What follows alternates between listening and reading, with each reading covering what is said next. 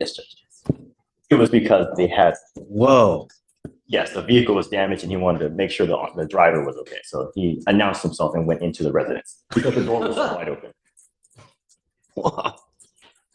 Your charge is failure to give information upon striking a highway fixture. You're facing up to 6 months in jail and or a $2,000 fine. We are going to do probable cause. You have the right to remain silent. Anything you say can or will be used against you.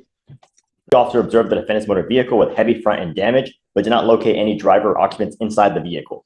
During an inventory, the officer located the defendant's photo ID and Texas utility bill that came back to the defendant's name and address, approximately 1.4 miles from the accident. The officer went to the defendant's residence, noticed the garage door open and garage interior to the residence wide open. The officer made contact at the residence, wanted to make sure the motor vehicle was not stolen and wanted to make sure the owner of the vehicle was okay.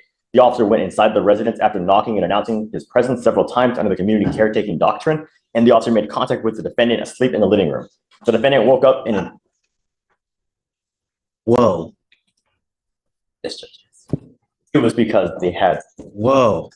Yes, the vehicle was damaged and he wanted to make sure the driver was okay. So he announced himself and went into the residence because the door was wide open. Wow.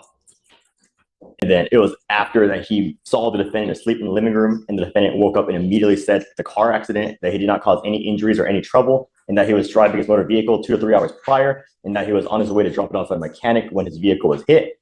The defendant called the insurance company, and the defendant walked home because no one arrived on scene, and the defendant was going to pick up his motor vehicle in the morning.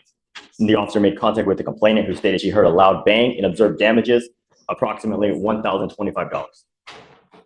So are you telling me that he did stay though? No, what happened, Your Honor, is that he struck the mailbox at the apartment, and the defendant said that he called his insurance, no one came to the scene, so he walked home. And the officer, when he arrived, saw the empty... Did he make an attempt to make a phone call at the scene to anyone? All he said is that he called the insurance company. That's the only person that he had stated he called. And then after that, he walked home because no one arrived on scene. And then that's when the officer arrived and saw his empty vehicle damaged. And then he found a utility bill and the ID. I have so many questions. Let's do this. I'm going to appoint you a lawyer, or you have a lawyer, right? Let's do this. I'm going to hold off on finding probable cause at the moment. Let me wait for your lawyer to get here. We'll revisit PC here momentarily. Just go ahead, take a seat for me if you don't mind in the jury box. Huh? Let's wait for your lawyer to get here and then we'll go forward.